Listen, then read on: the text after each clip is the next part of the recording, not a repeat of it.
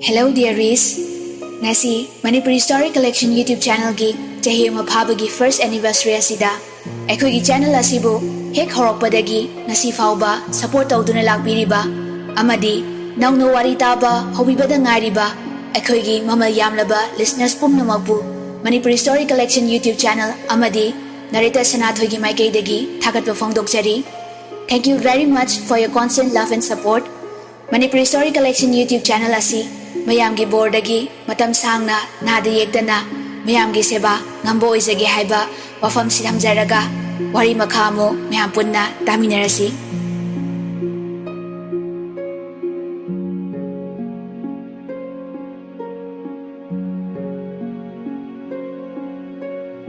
Somdana machimanao chak thongba loisilei.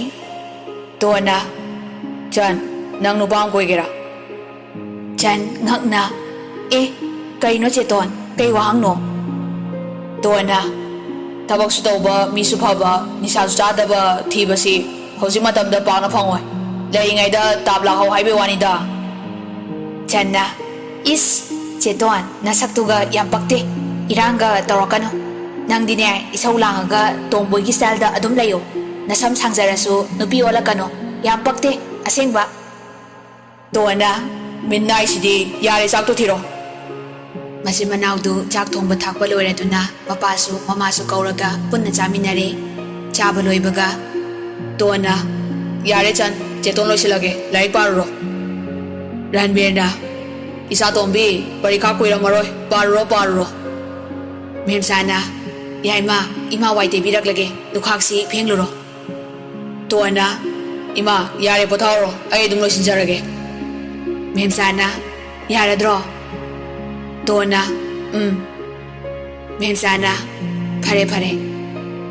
Tuan thabak singdu loisinba loiraga changakpada message ama lerami hangdoklaga yenglubada Roger gi orami. Roger na sono subi nanau pigi number satabai hairaga noi darling oina message tharai ne. Tuana, haima masidi leina henjilena. Tuana reply amu pirami. Ho sim today kre kaide chatorige. Nauna mayon chonglakpa khambadu message thak halai. Kai gi made ado number to paidro. Tuana Yam ware tumo angang lai pari chaga thiga tolaga chan ge khalanu exam ya sida. Roger na sia training lo thokpada chen ge u. Tuana Hodong sidi ai fa on bolang ko yam ho kano hausi yauri ba babagi marup se amaduna doctor oiraga chen doini aduga hong doiba noi gi wali. Roger na ai di khangde noi di hanjin chen bi sana dana adum lehoro luhong badi nanai na halani. Tuana hanjin chen bi sana kai na nangsu marung kon bi sana ninga bo. Roger na kai wano ne ai di kuirabani pakhang lai sari ngai gi romance su loi kan thoga anobo lesson hauradoni. Tuana Awabe bo tumo ai tumninge. Roger na okay good night.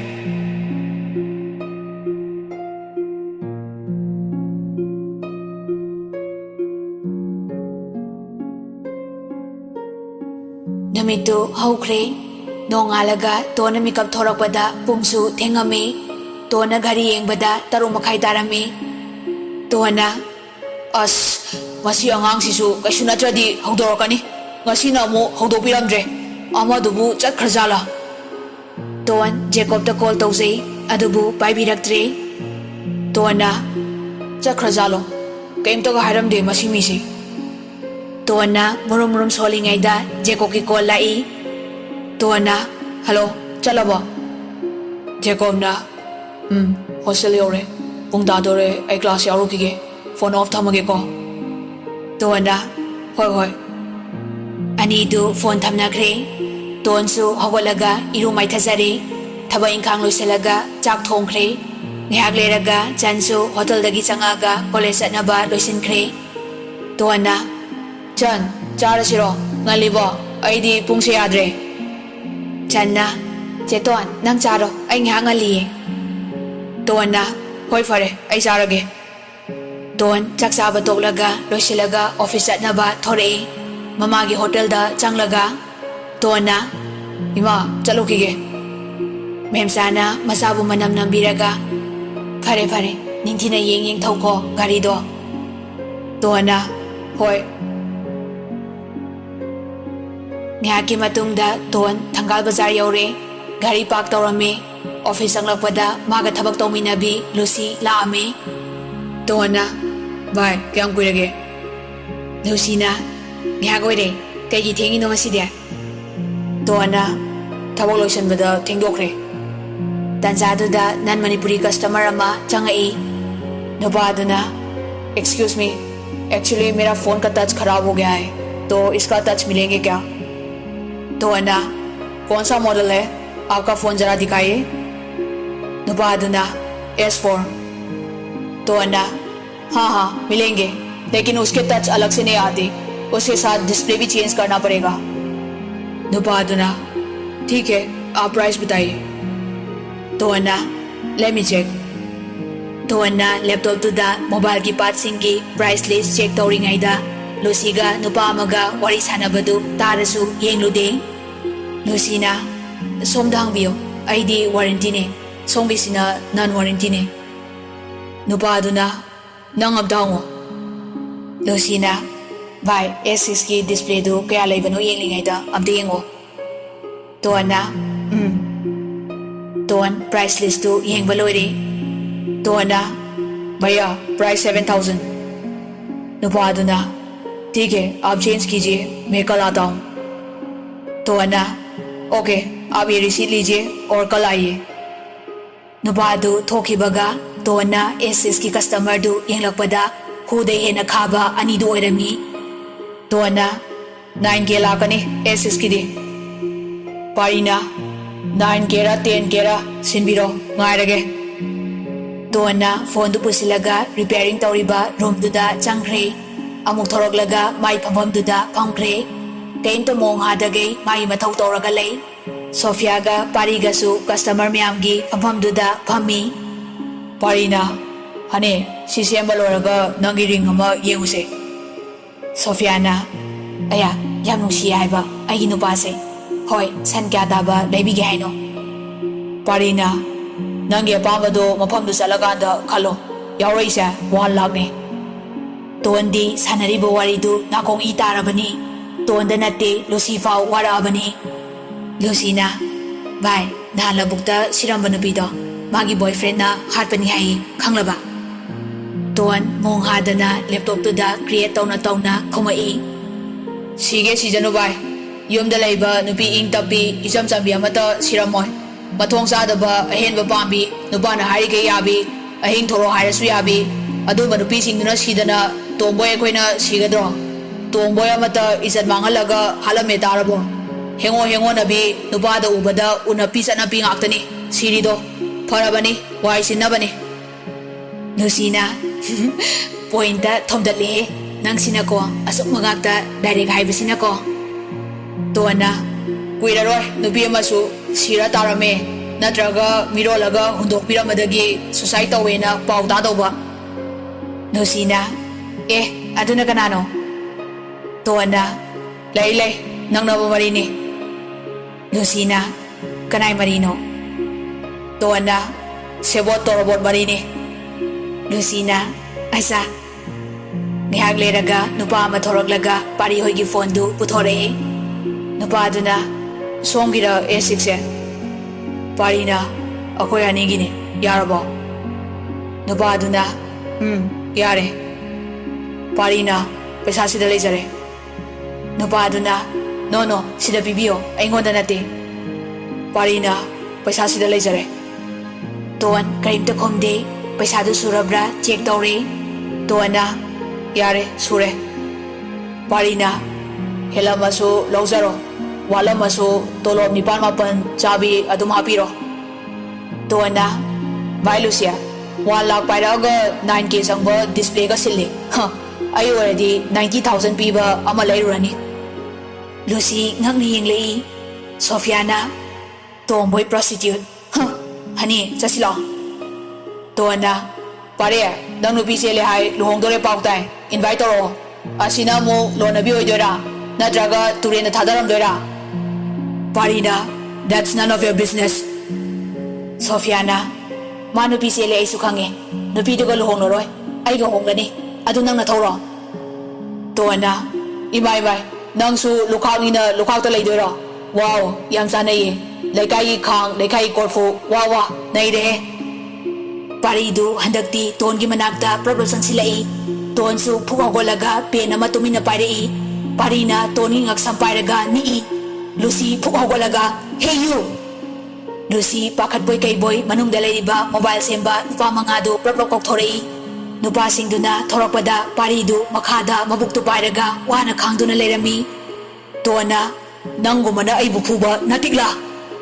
nupa mana ton kai dorino Tona masigi ani se for sabane swaida nisa khai ne ai ngak sanga pare dana Parina Sophie ai yam ware Sofiana Aphobi hingsabi mi hat pangambi na se hagalo Paridu tapna hagalaga Sophia da kolaga thokre mobile semba nupa duna mabukta kawiro Tona nate ai se halage matagum ngaksam da pairaga kaname khairei ne nupi sisu khamde adum yengaga lei aina I kamandana mabukta pena ni rak chuk chuk thin kibane aswaida maina si jawrani camera thelibo ai game kibide khadabasu makoin hawbane makhutsu mana hana yawpane nupa aduna isan bu mingak ta leiradi nupi gi crime yam si kharadi hantani khale thona yam lei isan bu nabung amo oina aina thagali tawdongni aswaida sigera changera ha isan na bulandradi kiruno akoi myam leiri Lucina bai nang kaisu tawdraba Tona kaisu tawdera Lucina yam dry ui ani do hana khangbra Tona khange nuba aduna phare matungda mafam sida ladi hairo Tona hoida singke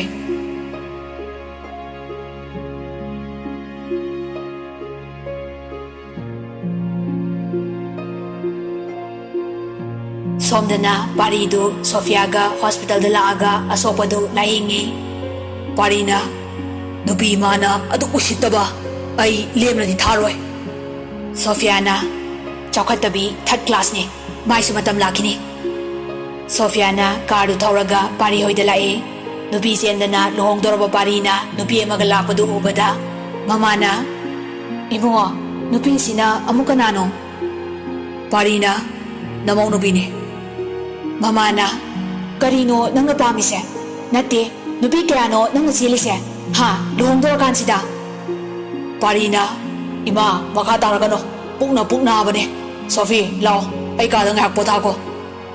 ani du pari gi kada changminarei mamadi matha sabani yadre naitong popo masadu gi haktakta nubi mari surabani cheli basi handaki nubi du pregnant oirena luhong basi athubi do hong naba matam lepna rabani Sofiana nupi du loge khaliro Parina as Sophie kai di log doino law mga pi thokra dawne Sofiana adu ada khangde ayum halaroi chela dawni Parina hoiba chenthoga lore law nungsibi mapasu tikadar aphawani maransu paige leiribani mapasu mafam khuding nupi koibani na masasu lekai khuding nupi koidaba leite Sophia masak matau aduki matik fasei Parina yam pamsei nungsibadi karino khangde ani du chanamaki chele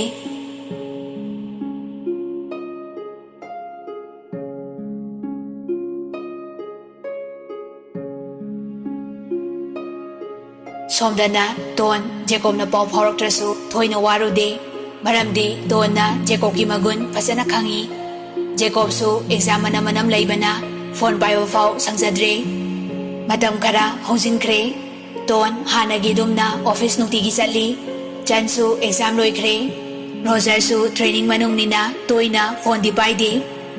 nongma Roger na Don da call tawrei Dona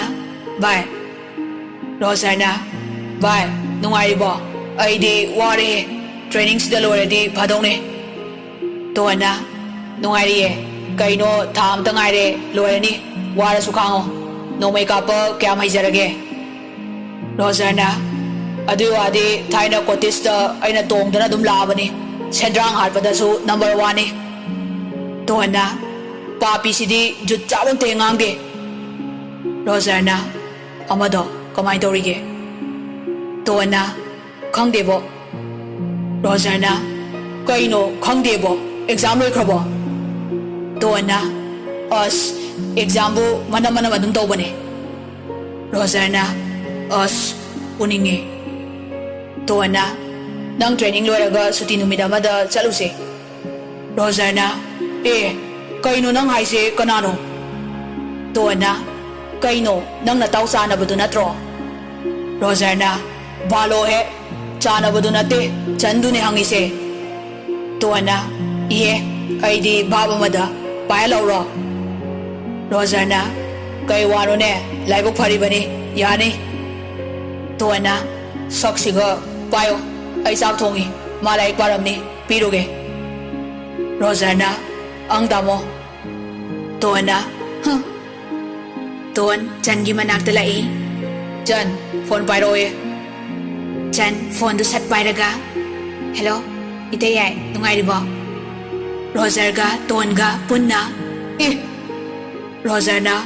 kaino ay da Roger ne Chan phone number du sat yingi heba